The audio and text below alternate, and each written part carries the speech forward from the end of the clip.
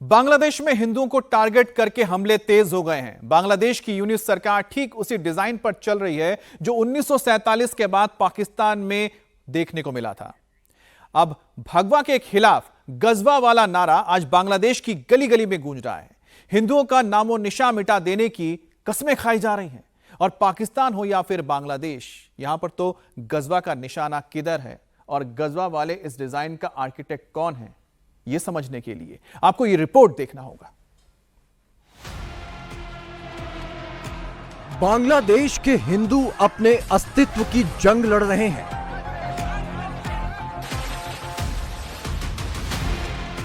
पाकिस्तान में बचे खुचे हिंदुओं के नामो निशान भी खाक किए जा रहे हैं और हिंदुस्तान के हिंदू अपने इन दोनों बिछड़े और बेबस भाइयों के लिए भगवा झंडा उठा रहे हैं।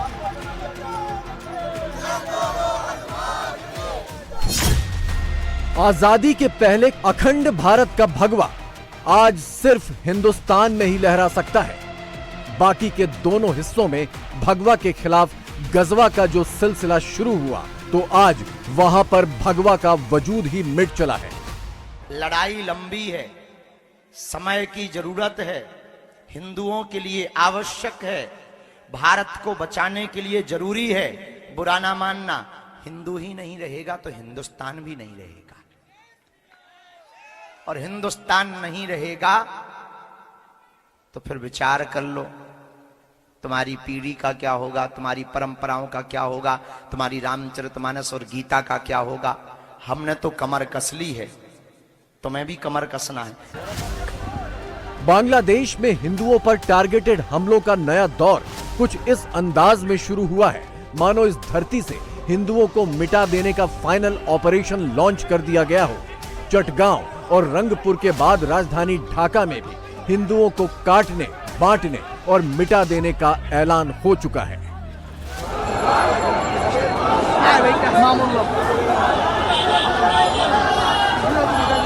ये कहा जाता है कि जब कुछ काम नहीं करता है तो भगवान से जो प्रार्थना है वो शायद काम करेगी, वो काम करेगी, भगवान से प्रार्थना काम करेगी।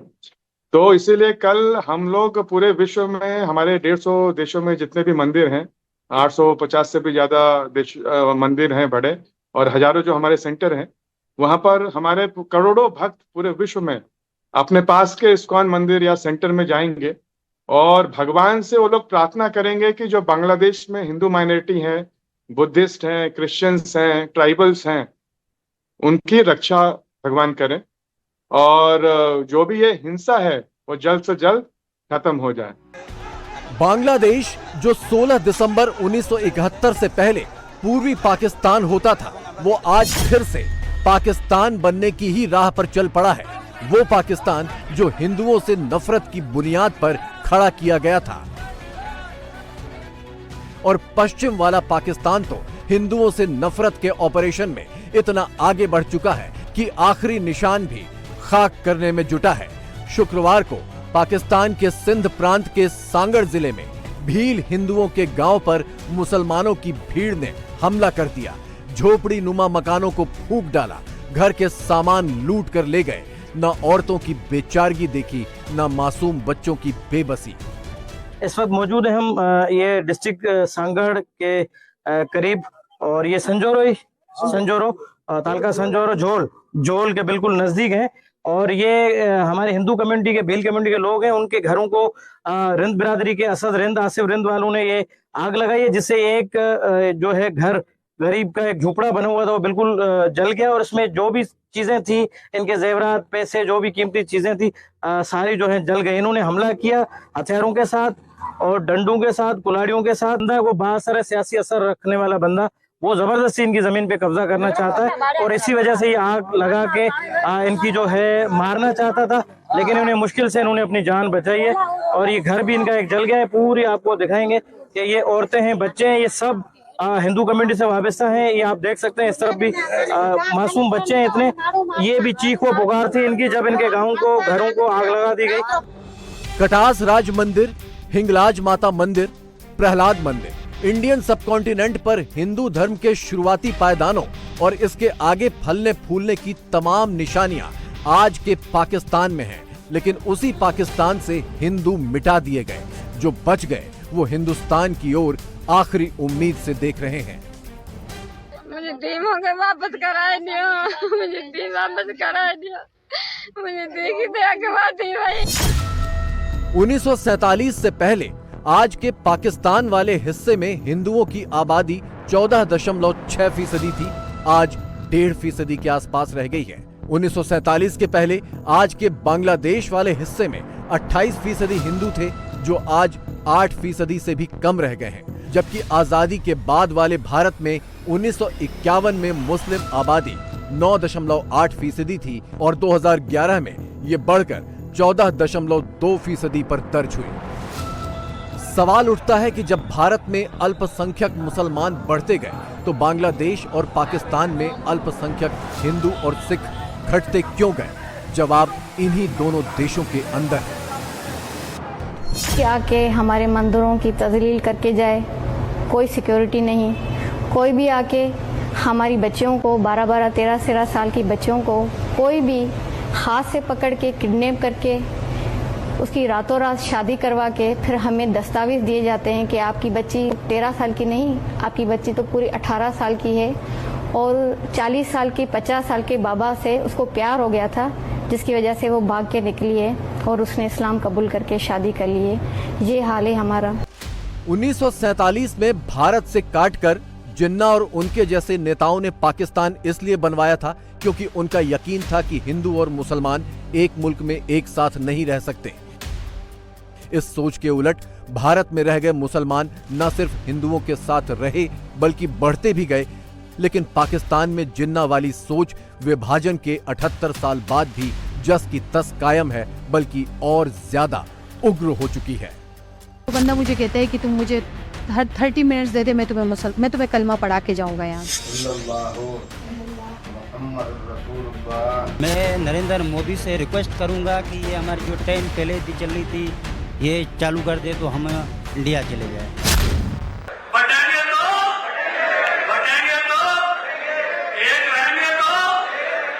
आज भारत के तमाम पड़ोसी चल रहे हैं, मंदिर तोड़े जा रहे हैं, चुन चुन करके हिंदुओं को निशाना बनाया जा रहा है।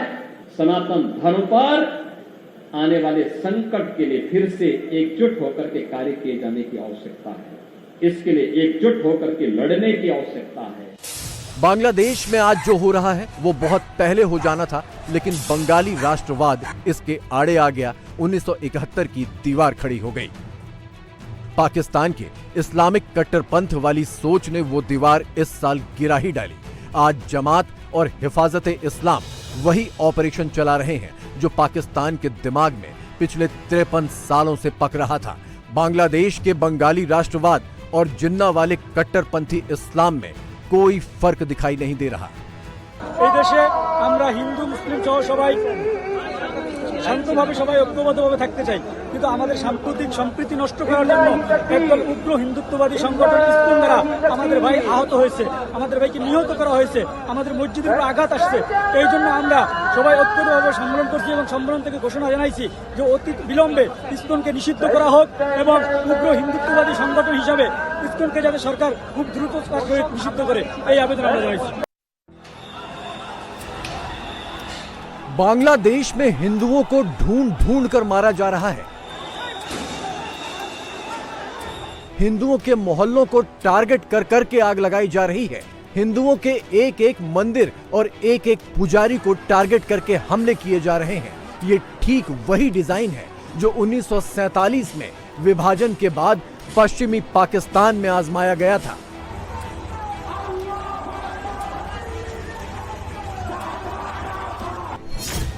(1947) में पाकिस्तान में 1288 मंदिर और 521 गुरुद्वारे थे। कुल तादाद 1809 थी। आज यानी 2024 में पाकिस्तान में सिर्फ 31 मंदिर बाकी हैं। 1778 मंदिर या गुरुद्वारों पर कब्जा हो गया या वो तोड़ दिए गए। जो 31 मंदिर बचे हैं पाकिस्तान में, उनका ये हाल है। भारतीय संस्कृति और हिंदू धर्म ने जिस धरती से हजारों साल पहले पहचान बनानी शुरू की थी, वहां हिंदुओं के नामो निशान ढूंढने पर भी नहीं मिलते। 1288 मंदिर है, 521 गुरुद्वारे हैं। 1830 में से 31 मंदिर और गुरुद्वारे फंक्शनेबल हैं। 30 पहले थे, एक अभी सियालकोट में खुला, 31 हुआ। आज भी 1799 मंदिर गुरुद्वारे उनके ऊपर कब्जे हैं। पाकिस्तान में ये कहा गया है कि मुसलमान ही जो है वो मंदिरों का और गुरुद्वारों का बनेगा। 1947 में पाकिस्तान के अवैध कब्जे में चले गए कश्मीर के हिस्से में करीब 5000 साल पुराना शारदा पीठ था। प्राचीन हिंदू मंदिर और यूनिवर्सिटी का संरक्षण करने के बजाय पाकिस्तान ने इसे इस हाल में लाकर सिर्फ इसलिए छोड़ दिया क्योंकि ये जगह हिंदुओं की पहचान थी। मुहावरा मेरे ज़हन में आ रहा है जिसे मियाँ मोहम्मद बख्श रहमतुल्लाह अलैह ने भी कोट किया था।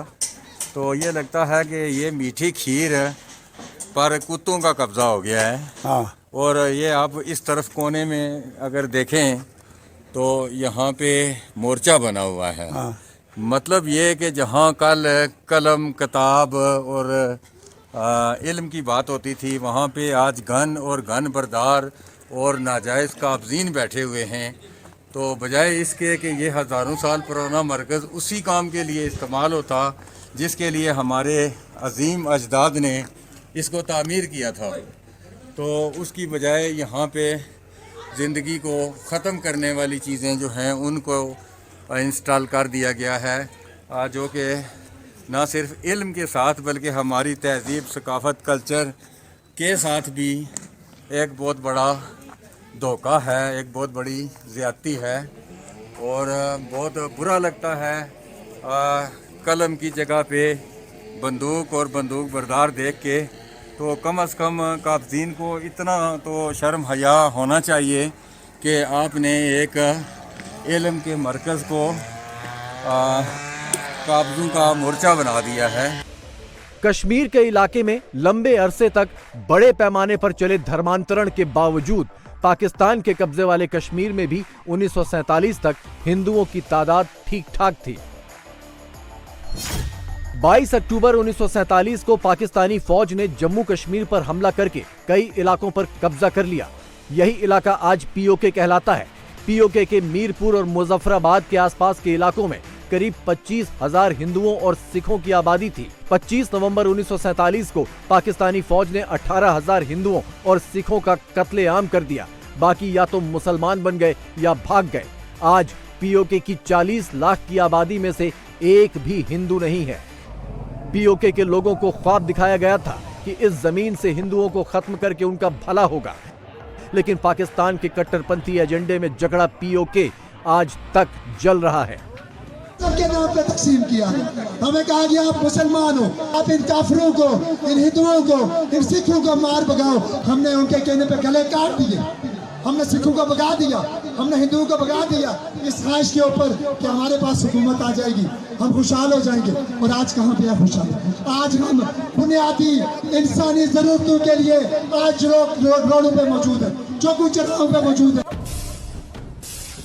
पाकिस्तान और पीओके वाली सोच बांग्लादेश के दिलो दिमाग पर भी हावी हो गई है और इस सोच को परवान चढ़ाने वाला दिमाग भी पाकिस्तान का ही है, जिसे अपने जन्म से लेकर अब तक बस यही फितूर सवार है कि हिंदू उसका दुश्मन है। देश में प्रत्येक व्यक्ति को अब आवाज़ उठाने की आवश्यकता है। इसीलिए विश्व हिंदू परिषद जो है ना, लगातार बांग्लादेश में पीड़ित अल्पसंख्यकों और हिंदुओं की रक्षा के लिए, उनकी सुरक्षा के लिए और जिहादियों पर अंकुश लगाने के लिए देशव्यापी प्रदर्शन कर रही है। मैं आह्वान करूंगा आपके माध्यम से संपूर्ण समाज को और इन सांसदों, विधायकों को भी कि वो जाएं और वो अपनी अपनी आहुतियां सुनिश्चित करें और सभी एक मत होकर के संपूर्ण विश्व के जनमत को जागृत करें और जो संस्थाएं अभी तक सुप्तावस्था में हैं उनको भी जगाएं कि आखिरकार यूएन क्या कर रहा है।